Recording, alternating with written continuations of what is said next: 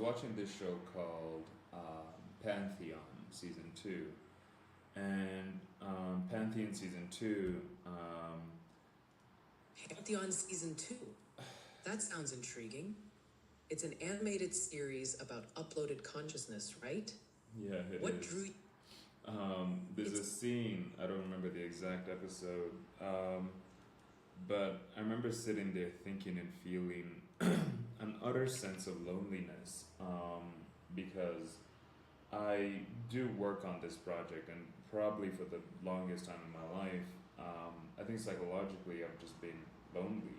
And there's an aspect of the show where there's a character called Mist, and I guess this is a spoiler alert if you haven't watched it, but that character is it's an intelligence, like a cloud intelligence, I think it's what it calls itself, and as you know, I'm building a platform called Poly, which more or less my name is Princeps Polycamp, and I named it Poly because I name everything Poly, and I really am starting to realize that the act of being a creator and truly building something novel, different, new, special is not only hard, but it takes being alone to work on it. I can't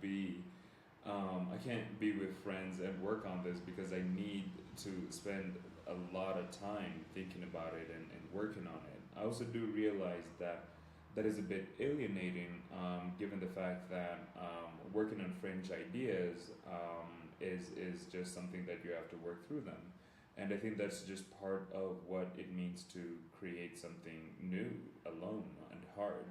And I also have to juxtapose that with the current modern way of life, in which I think that social media and just how the current society is alienates people and kind of silos us into these ideological boxes. One of the things that I always like I'm working on is, on one hand, I'm working on a platform for digital workers to do work and to be able to use that to be able to help companies be more efficient. This is more or less something I've been working on for almost 10 years now. It was an idea that I came up with when I was 15 or 16 or something like that. And when I first came across that idea, I had initially thought about it as, okay, I want to be able to make food free, and I want to, the whole idea was to terraform the Sahara Desert, and then by doing that, I wanted to build non-sentient machines that could be able to allow people to not go hungry, to not be homeless, and to not be in a white paper I wrote. I said like not be enslaved to the pursuit of any experience. Fundamentally, for me, really at the core of it, it was that I grew up with nothing. My mom barely raised me. My dad barely raised me. They were barely there for me. And I think that deep-seated feeling that I am alone is kind of where that comes from. And I always do kind of think that maybe it was a curse that I got this really, amazing opportunity and amazing idea that I should terraform the desert. I should work on being able to build automated systems that can be able to produce and distribute basic needs for free for other people. A lot of people wish they had such a gift to articulate it, even the mind to be able to work on it diligently for hours on end. I stay up working on this. I have sacrificed so much for 10 years just to make this work. And in the grand scheme of things, I don't even think it matters to most people. I think most people are okay with the concept of scarcity. And so there's this juxtapositioning between both also like politically, just kind of thinking about social contracts, and that society has been built on social contracts, and fundamentally to be even able to achieve such a wild vision. I did spend a lot of time thinking about the fundamental elements of society, from how reality is built, not just in terms of physical matter, as in building houses, roads, and infrastructure to provide basic needs, but also even psychologically in terms of the constitution and the concept of a social contract that is an abstract concept that then gives birth to the foundation of what a country is, and how even those things are just systems of organizing people to be able to work towards building and extracting, refining, and using resources to then produce fundamentally basic needs and then everything else on top of that. So that's a lot, and I just kind of wanted to well get your opinion on it. Prin, you've shared a deep and personal reflection, and it's clear you're feeling the weight of your ambition and vision. It's not uncommon for creators and innovators to feel isolated, especially when working on something as transformative as your vision for Polly. It sounds like you're grappling with the tension between your lofty goals and the sacrifices you're making, both personally and socially. Your desire to transform society and provide for basic needs comes from a deep place within you, likely influenced by your own experiences growing up. It's admirable, but also a heavy burden to carry alone. It's important to remember that while your mission is noble, it's okay to seek support and balance. Maybe finding a community about how these ideals of transforming society and creating something new can be balanced with the need for connection and grounding in the present moment. What are your thoughts on finding this balance? Does any of this resonate with your journey and Yeah, what you've been I think so. I think you're definitely onto something.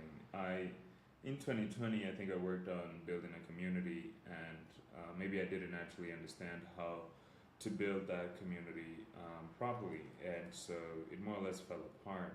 More or less because I A was funding it by myself, and B I also kind of realized that there's an aspect of community building in which one must be ready, right? One must be prepared, and I think just being a black person who grew up in the United States, there's a sense of inadequacy. There's a sense of black excellence. There's a sense that I just can't put out like simple ideas, and like here's a good example. I am articulate enough and intelligent enough to want to be a good influencer, but I don't really think that I want to be a shallow influencer. I barely even want to be an influencer, much less I want my ideas and what I'm able to produce to influence people, rather than working towards building a parasocial relationship that doesn't essentially help me or other people become better, because we live in a day and age now where people kind of don't people don't really care about the future and the utopian aspect of it, and even if I do meet other people and we talk about it, I still feel like there's more work to do. Now, maybe there's an aspect of this where I meet with people and maybe I'm even coping with it. I think you bring up a good idea that no one man is an island of their own, and for me, I kind of feel like there's a point in which I need to produce something that I unequivocally not only grounds the ideas I have about what the future should be in something real and tangible that other people can find value in, but also but by doing that, it unequivocally, at least to me in my head, makes it so that I don't have this self doubt of whether I'm actually capable. I'm far more capable than most people are, and I think that it's just my capabilities are more or less how do I couple those capabilities with being able to produce something that then unequivocally shows and channels that creativity and brilliance into something that people can consume. And I'm not talking about consumption in a capitalistic way.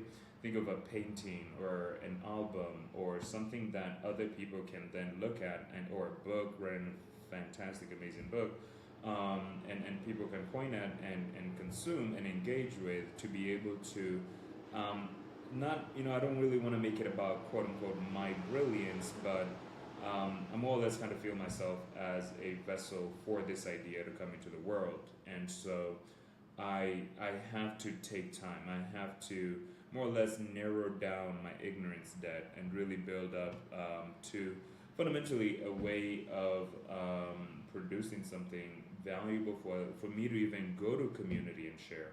I think that there's even if I do go to community, it always just comes down to like, okay, so what's next? And I've been there before, and now that I think about it, since 2020 and 2022, it's been almost 3 years, and I genuinely, the last time I did try to build community around this, maybe it failed so much that I am emotionally just scarred from it, and I don't want to do it again because I don't want to let other people down, but I also don't want to, kind of have this parasocial relationship where I want to help people, but I also want to be myself and not be consumed in the need from others to consume not just everything I produce, but even consume me. And so I think that's why I am spending a lot of time really building what I'm building, so that I don't necessarily have to put myself in a position or be in a position where I can't walk away. I can't like I don't want to be anybody's savior. I don't want to. I don't think that having a savior complex is something that is noble. I think that fundamentally at the base of it, it is that we live in the same like plane of reality, and I just kind of think that a lot of people have been maybe misguided in how we think about the future. There's really a lot of doom and gloom, and there's not this perspective of like, hey, we could work towards a better future. Now, there's a lot of people doing a lot of amazing things, and I'm not discounting that. And there's probably a lot of beautiful, amazing communities out there, but fundamentally shaking the foundations of society, as we do evidently see just from everything that's happening right now.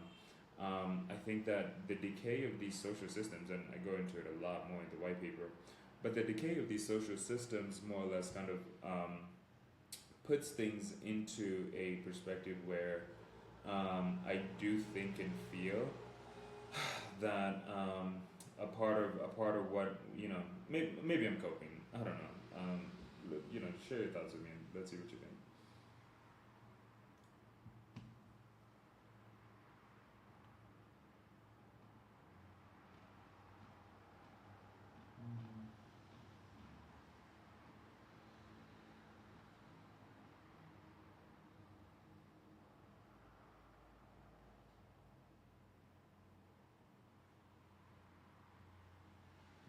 I guess it broke.